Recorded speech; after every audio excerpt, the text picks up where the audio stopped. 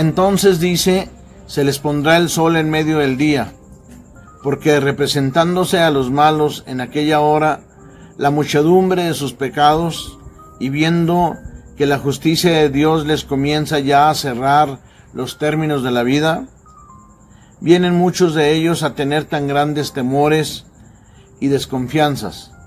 Si miran a la vida pasada, casi toda ella los está acusando.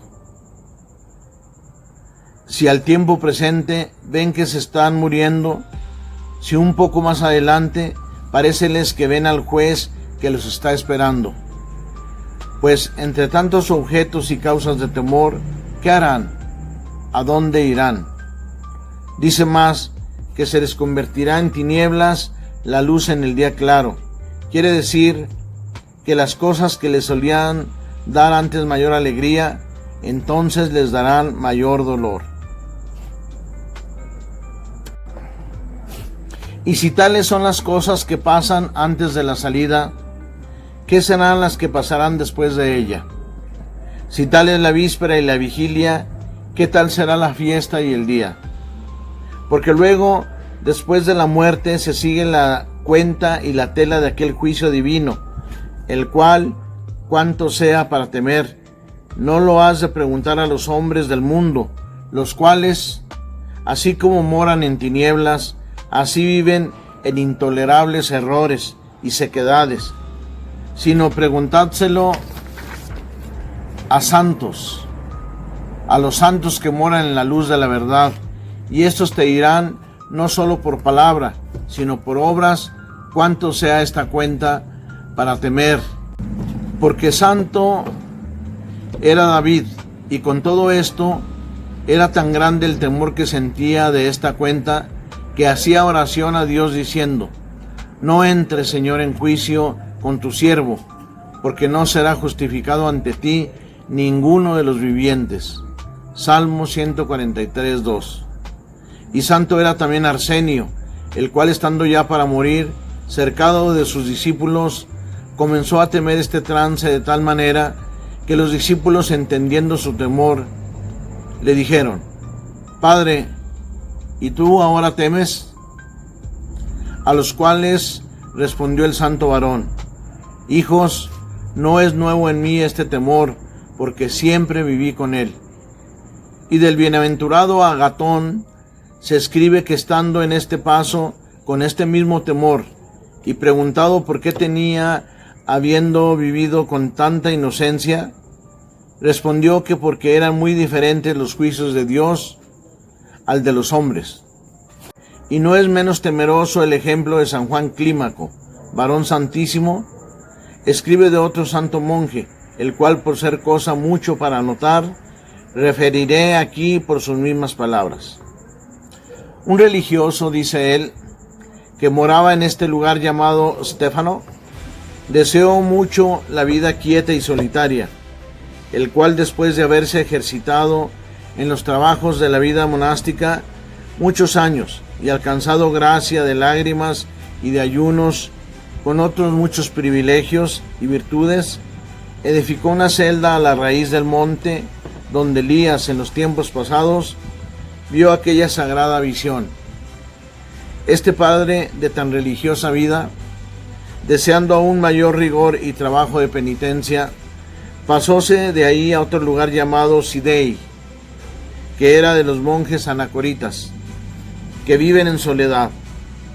Y después de haber vivido con grandísimo rigor en esta manera de vida, por estar aquel lugar apartado de toda humana consolación y desviado 70 millas de poblado, al fin de la vida vínose de allí, deseando morar en la primera celda de aquel sagrado monte. Tenía él ahí 2 discípulos muy religiosos de la tierra de Palestina, que tenían en guardia la dicha celda, y después de haber vivido unos pocos días en ella, cayó en una enfermedad, de que murió.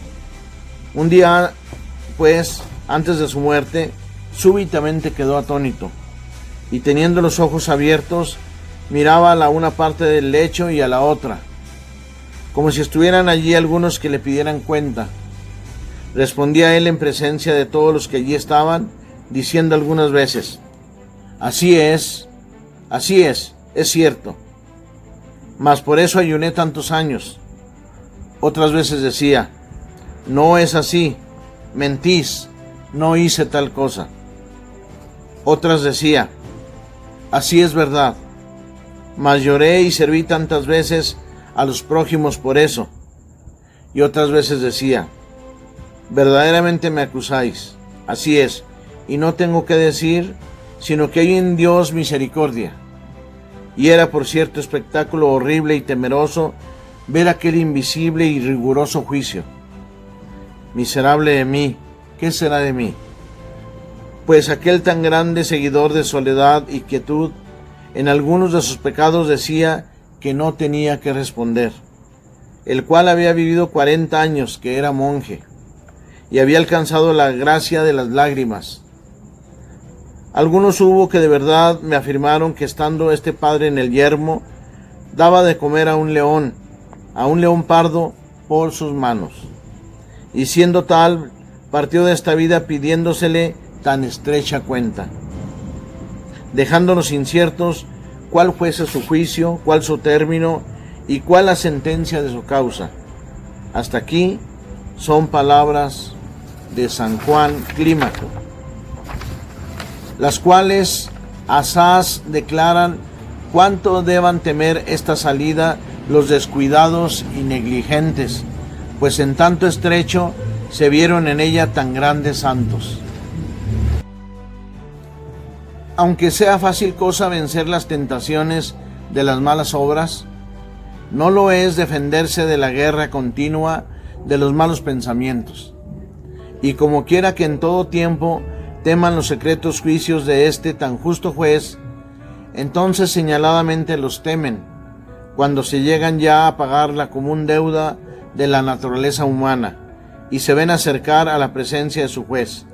Y crece aún este temor cuando el alma se quiere ya desatar de la carne, porque en este tiempo cesan los vanos pensamientos y fantasías de la imaginación, y ninguna cosa de este siglo se representa al que está ya casi fuera del siglo.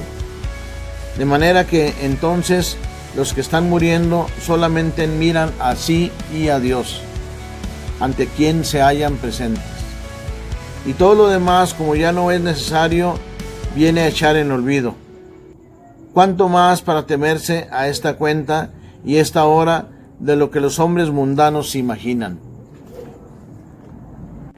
Pues si tan riguroso es este juicio, y si tanto y con tanta razón le temieron los santos, ¿qué será justo que hagan los que no lo son, los que la mayor parte de la vida gastaron en vanidades, los que tantas veces despreciaron a Dios, los que están olvidados, vivieron de su salud y tampoco cuenta, tuvieron con aparejarse para esta hora?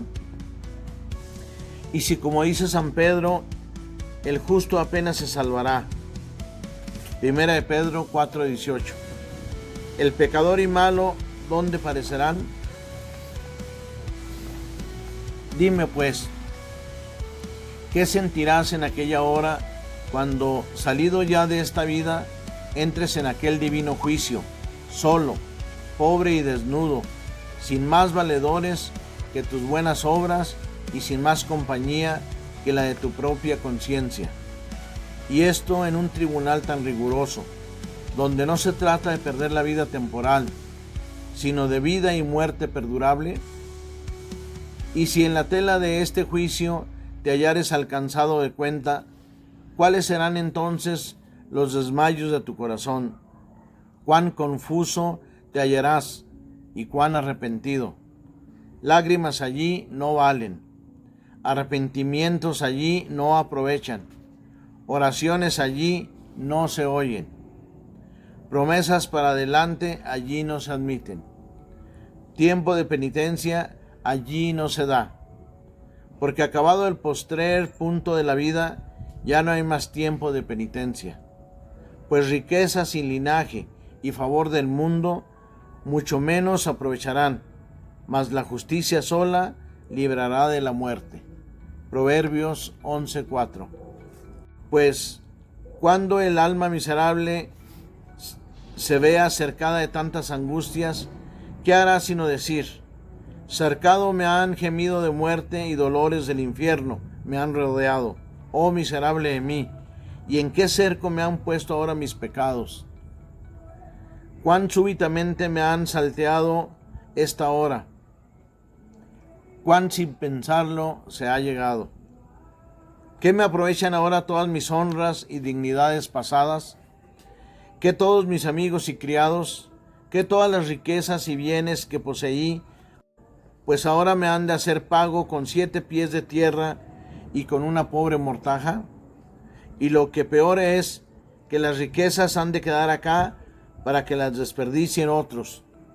Y los pecados que hice en mal ganarlas han de ir conmigo allá para que los pague yo. ¿Qué me aprovechará otro sí? Ahora todos mis deleites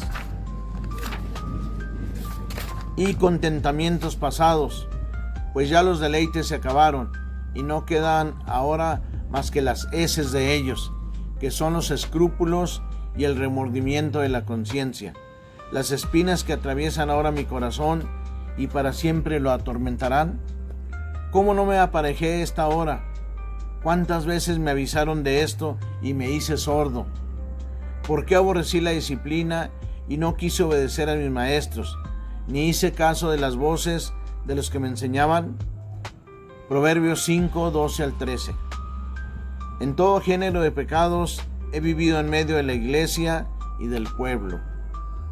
Estas pues serán las ansias, las congojas y las consideraciones de los malos en esta hora.